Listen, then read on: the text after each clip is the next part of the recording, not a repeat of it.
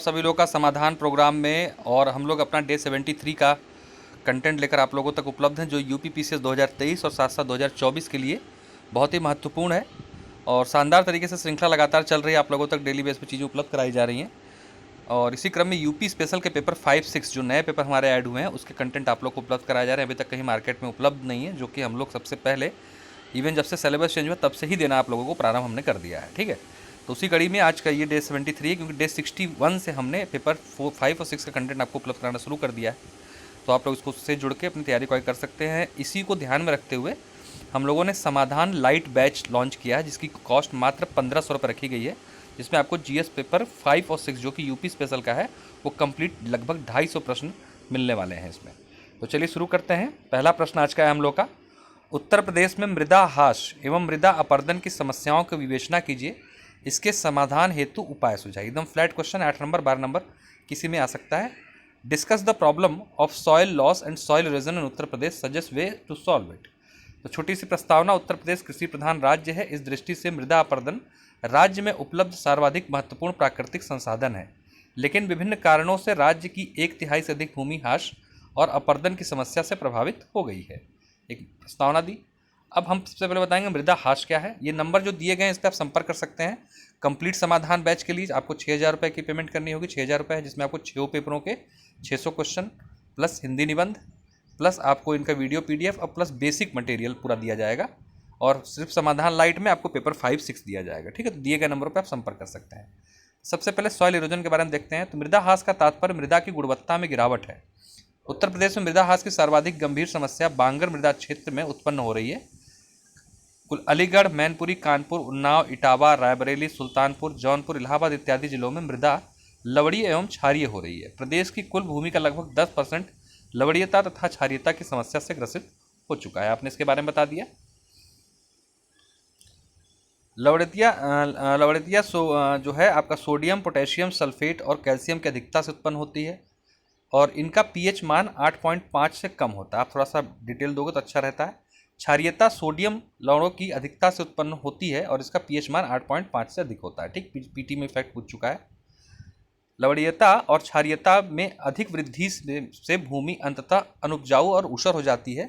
लवणीयता व क्षारीयता की समस्या प्रदेश में जल जमाव, नहरी सिंचाई, अति सिंचाई, क्षारीय उर्वरकों का लगातार प्रयोग तथा लवण युक्त जल से सिंचाई के कारण उत्पन्न हो रही। तो आपने बताया कि इसका कारण क्या है और क्या होता है, आपने इसको बता दिया। ठीक है, मान के आधार पर।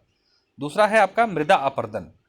तो मृदा अपरदन मिट्टी के ऊपरी आवरण के क्रमिक अपनयन यानी हटने को कहा जाता है। उत्तर प्रदेश में मृदा अपरदन की समस्या अत्यंत गंभीर है।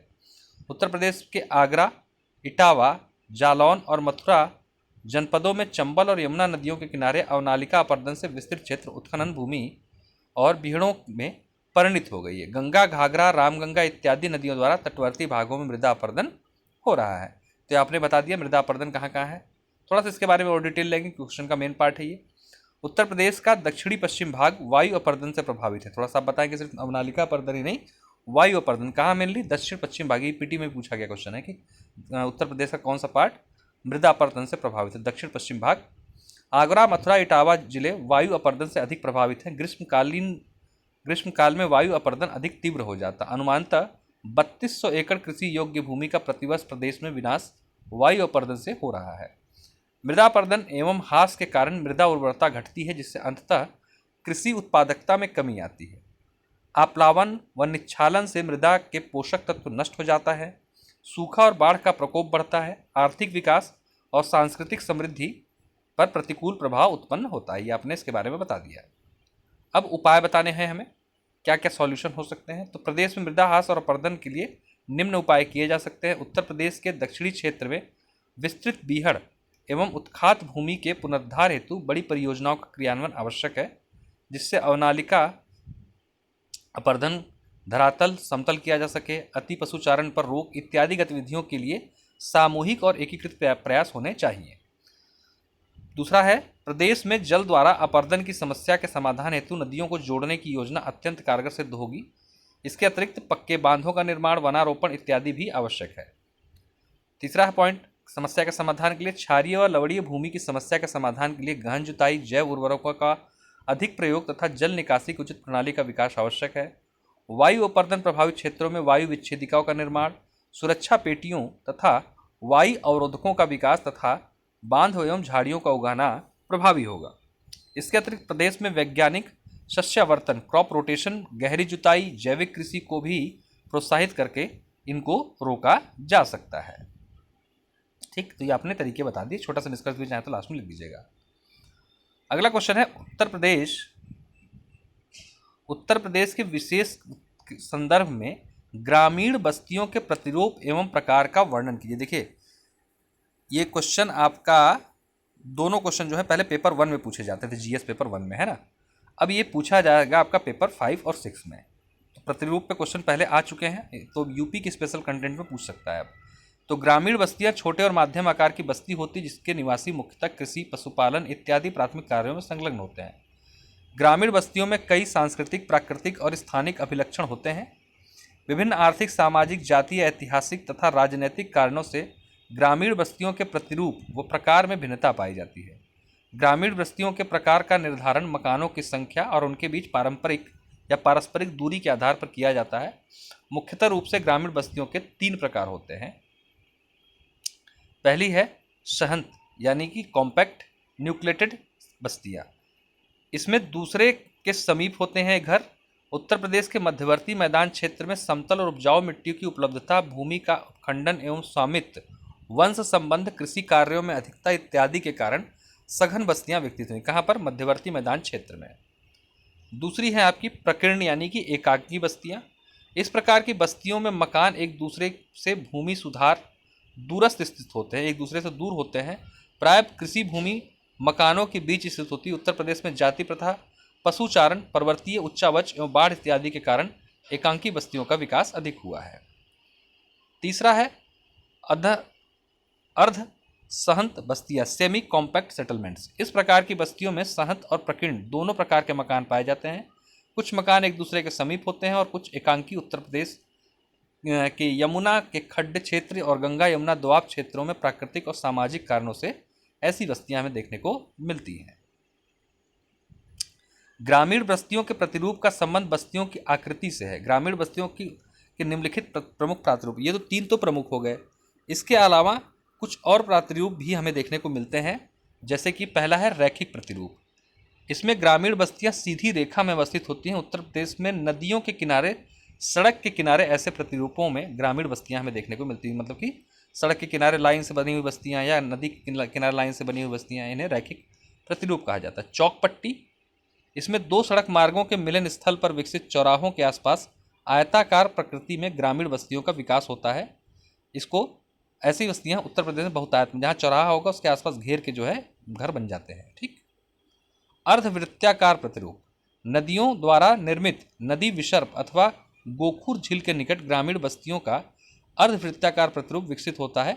उत्तर प्रदेश में प्रयागराज, इलाहाबाद, मिर्जापुर, वाराणसी में ऐसे प्रतिरूप हमें देखने को मिलते हैं। जैसे नदी गोल घूमी हुई है तो उसको घेर के सेमी सर्कुलर पैटर्न में मकान बन जाते हैं।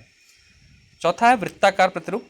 इस प्रकार का प्रतिरूप किसी झील अथवा तालाब के चारों तरफ विकसित होता है। उत्तर प्रदेश के दक्षिणी पठारी क्षेत्र यानी कि बुंदेलखंड और गंगा यमुना दोआब में ये अधिक पाई जाती हैं। ठीक है, तो आपने इनके बारे में बता दिया। फिर है आपका त्रिभुजाकार प्रतिरूप। इस प्रकार के प्रतिरूप ऐसे स्थानों पर विकसित होते हैं जहां 2 सड़कें, नदियां अथवा नहर आपस में मिलती हैं। त्रिभुज के आधार पर खुली भूमि पाई जाती है और उत्तर प्रदेश में इटावा क्षेत्र में यमुना और चंबल के संगम के निकट तथा इलाहाबाद में ऐसे प्रतिरूप हमें देखने को मिलते हैं। छठी है निहारिका प्रतिरूप। किसी धार्मिक स्थल के चारों ओर निहारिका की आकृति में अंगूठी में प्रकार की बस्तियों का विकास घुमावदार रूप से विकसित होता है। सड़क केंद्र की परिधि की ओर होती है तो ऐसे क्षेत्र को निहारिका प्रतिरूप बोला जाता है। ऐसे भी पाई जाती हैं। ठीक। 7वां है सीढ़ी नुमा प्रतिरूप। इस प्रकार के प्रतिरूप पहाड़ी ढालों पर विकसित होते हैं। ढालों को काटकर समतल बनाया जाता है। उत्तर प्रदेश के तराई क्षेत्र में सीढ़ी नुमा प्रतिरूप के ग्रामीण बस्तियां हमें देखने को मिलती हैं। ठीक। अगला क्वेश्चन हमारा बहुत महत्वपूर्ण है। ये भी आपका जो है पेपर 1 का ही पार्ट है। देखा जाए तो सूखा उत्तर प्रदेश की गंभीर समस्या है। पेपर 3 में भी पूछा जाता था पहले। इसे नियंत्रण करने हेतु राज्य सरकार के उपायों का वर्णन करें और सूखा के विविध कारणों को बताएं। तो पहले तो आपको बताना है क्या है समस्या, नियंत्रण के सरकारी उपाय और कारण क्या है। तो सूखा वर्षा की कमी से उत्पन्न होने वाला संकट है। जब कभी यह संकट बहुत अधिक जन और धन की क्षति का कारक बनता है तो आपदा का रूप धारण कर लेता है। उत्तर प्रदेश में सूखा एक गंभीर पर्यावरणीय संकट है। प्रदेश में 4 आर्थिक क्षेत्रों में से बुंदेलखंड क्षेत्र इस समस्या से सर्वाधिक प्रभावित है।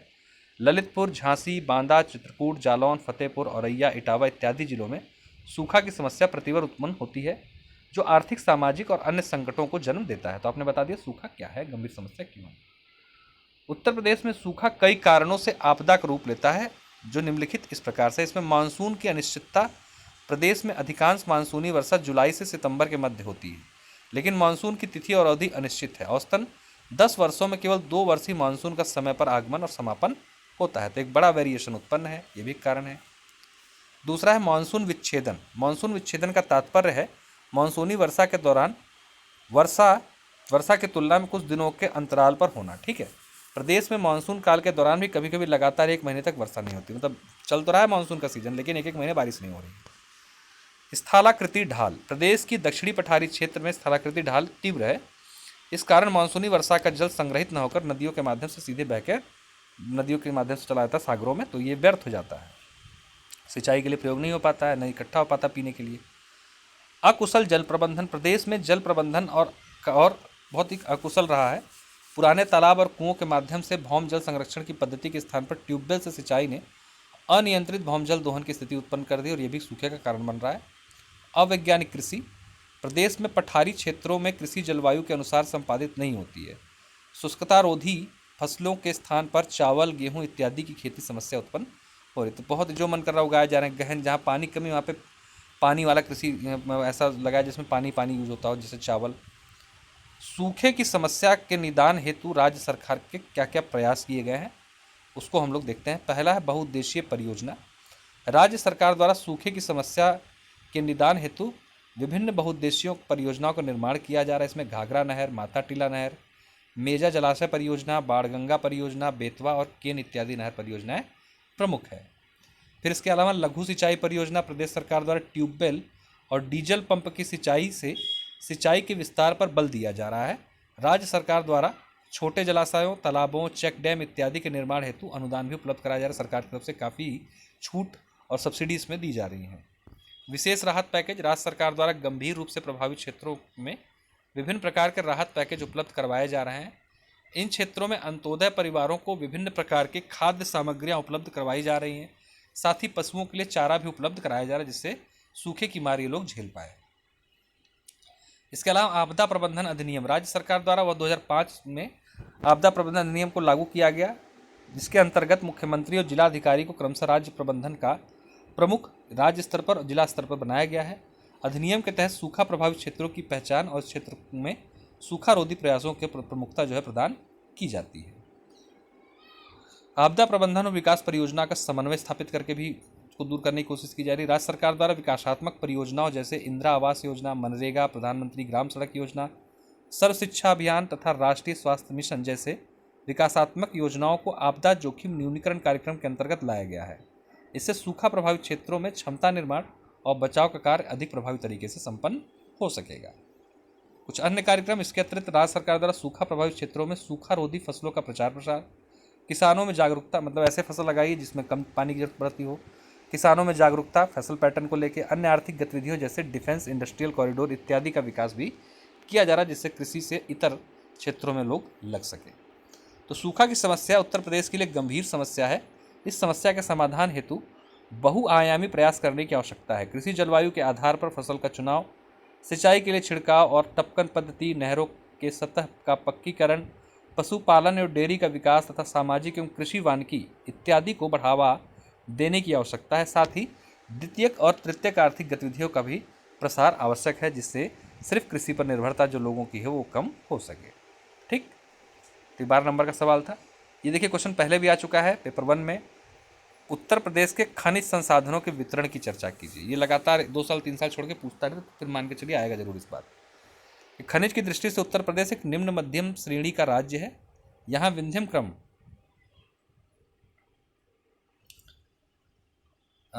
विंध्यन क्रम की शैलों, बुंदेलखंड क्षेत्र तथा हिमालय श्रेणी के निचले भागों तथा कुछ नदी घाटियों में खनिज पाए जाते हैं। खनिजों की खोज एवं विकास हेतु प्रदेश में 1955 में भूतल एवं खनिज कर्म निदेशालय तथा 1974 में राज्य खनिज विकास निगम की स्थापना की गई थी। आपने थोड़ा सा इंट्रो दिया। मुख्य भाग जो है प्रश्न का, तो प्रदेश के पहला खनिज नीति 1988 के अनुसार 12 जिलों में खनिज बाहुल्य क्षेत्र घोषित किया गया है, जिनमें कोयला, चूना पत्थर, gypsum, dolomite, bauxite, silica, sand, एलोडसायर, china clay, fire clay, rock phosphate, हीरा, सोना, तांबा, यूरेनियम, एस्बेस्टस आदि प्रमुख खनिज पाए जाते हैं। साथ ही साथ अन्य खनिज की खोज प्रगति पर है। अब हमें वितरण बताना है। जैसे आपने बता दिया, कोयला सिंगरौली क्षेत्र सोनभद्र गोंडवाना क्रम की सैलों में, चूना पत्थर गुरमा, कनाचा, बाहुबारी क्षेत्र मिर्जापुर, कजरहट क्षेत्र सोनभद्र। कोशिश कीजिए कि स्थानीय छोटे नाम भी लिखिए, तभी लगेगा कि आप यूपी से सीधे मिर्जापुर सोनभद्र लिख देंगे सब जगह तो काम नहीं चलेगा। जिप्सम झांसी तथा हमीरपुर जिला, डोलोमाइट कजराहट सोनभद्र और बांदा जिला, एल्डोल्स मिर्जापुर सोनभद्र, चाइना के क्ले सोनभद्र मिर्जापुर या बांदा, फायर क्ले खोज क्षेत्र में पाया जाता है। रॉक फॉस्फेट ललितपुर के दुर्माला, किमोई तथा चमसारी में। सिलिका सैंड गंगा यमुना नदी क्षेत्र शंकरगढ़ इलाहाबाद का है जो। बॉक्साइट बांदा, चंदौली, ललितपुर, हीरा बांदा, मिर्जापुर, सोना शारदा एवं रामगंगा नदियों की रेत में। नवीन खोजों के अनुसार ललितपुर के भीखमपुर क्षेत्र तथा सोनभद्र के हरदी क्षेत्र में स्वर्ण होने की संभावना है। ठीक, अभी लेटेस्ट में सोना के लिए जो जानकारी निकल के आई। तांबा ललितपुर का सोनराई क्षेत्र और यूरेनियम के लिए ललितपुर जो है प्रमुख रूप से प्रसिद्ध है। तो इस तरीके से आपने वितरण जो है बता दिया। जब वितरण बोले तो स्थानीय नाम जरूर लिखें ताकि उससे स्पष्ट हो जाए कि आप बढ़िया तरीके से चीज़ों को समझ रहे हो। निष्कर्षतः प्रदेश में बहुमूल्य खनिजों की खोज पिछले कई वर्षों से की जा रही है, जिसमें सोनभद्र में स्वर्ण तथा ललितपुर में स्वर्ण एवं प्लेटिनम समूह की धातुओं की खोज की कार्य लगातार प्रगति पर है। ठीक है, तो निष्कर्ष करके आपने अपना समाप्त कर दिया। तो बहुत बहुत धन्यवाद आप सभी लोगों के लिए। डेली बेस का कार्यक्रम ये लगातार संचालित हो रहा है। इसमें हम लोग अभी इसको डबल करने वाले हैं। जल्दी पेपर 4 आप लोग का शुरू हो जाएगा।